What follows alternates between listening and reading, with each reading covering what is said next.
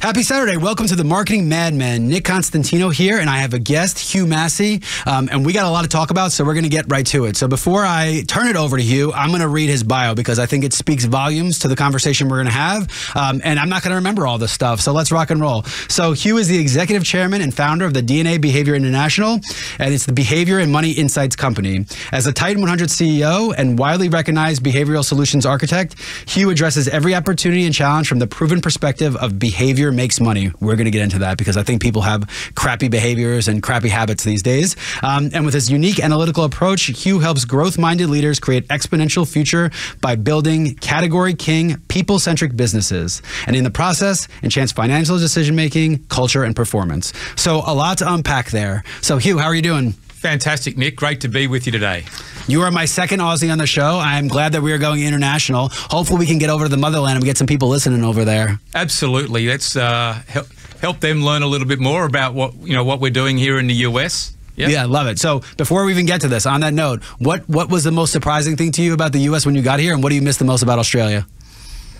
This is not expected, by the way. I'm catching him completely off guard with this. So I think certainly for Australia, I come from, I'm going to say the best city, but Sydney. If you're from Melbourne, you're going to say something different. Sure.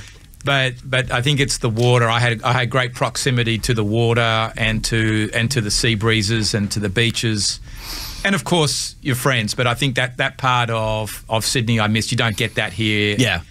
And you can be in different parts of beaches, and you can, because the island's relatively small, you can traverse places and see. You're bored with that beach? Well, you go to this beach. It has cliffs here. It has this here, which is probably nice. But I think that in terms of America, I came to America because I knew as a foreigner I could come here, plant myself down, work hard, sow the seeds, and there was going to be an open door for me, and I would be accepted, and ultimately I would be fulfilled. And 20 years later, that's true. But I think what surprised me about America is it's a far more complex country under the surface than anybody would realize. You know, it's easy to come from Australia and think, well, it's just a land of hamburgers and people having fun and working hard and whatnot. The surface stuff is sort of the same.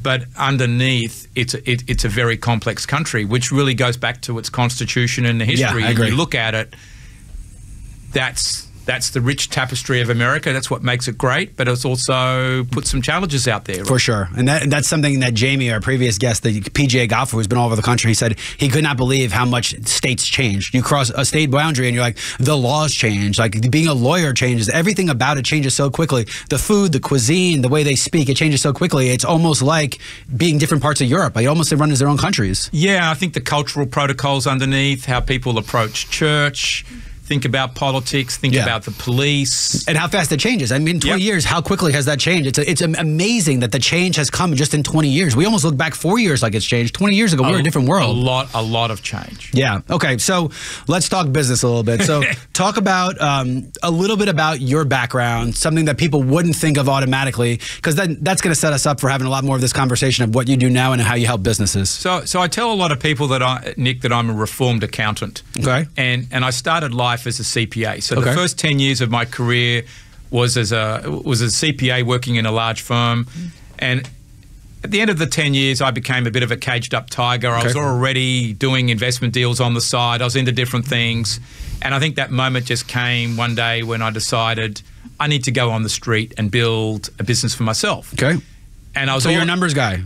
I'm a numbers. The numbers make sense. Is it one of those things that I've always been told, like you can look at numbers, you can interpret numbers, but then the numbers could tell a story, and you kind of think in bigger picture by seeing those numbers. Absolutely. Okay.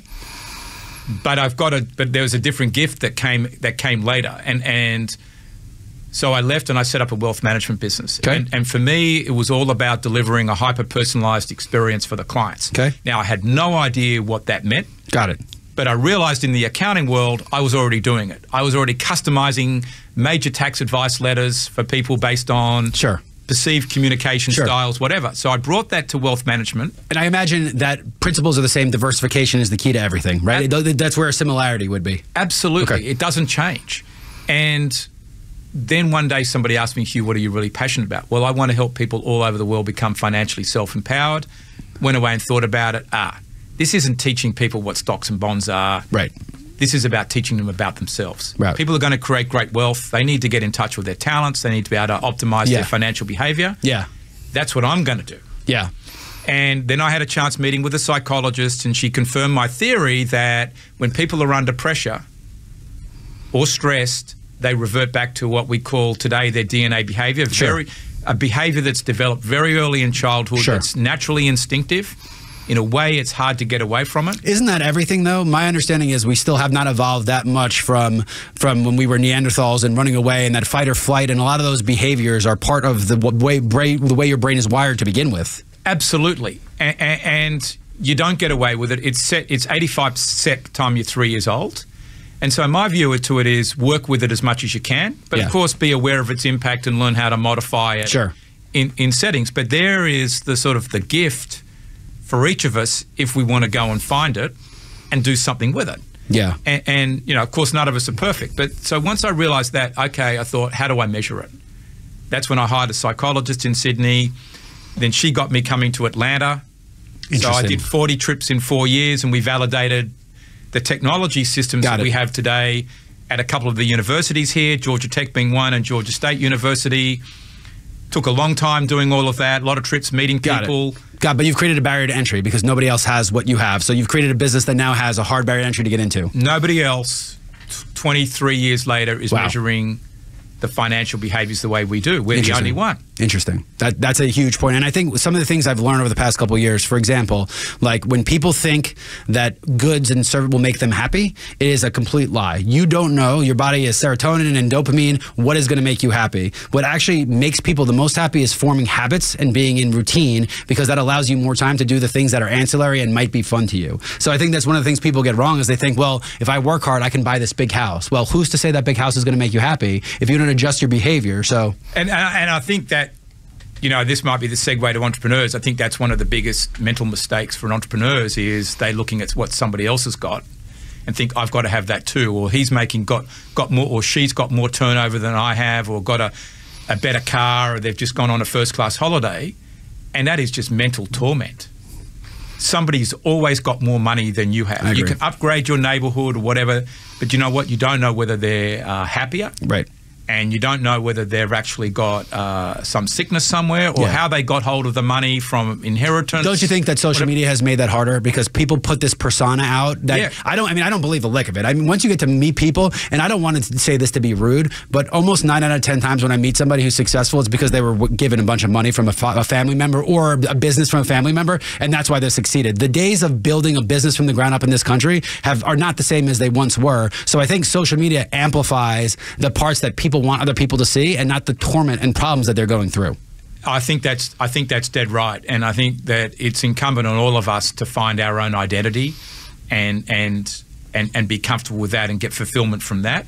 And I talk a lot about, Nick, the fact that in defining a number, if you're defining a number in relation to how much money you've got or want to have, that's a problem.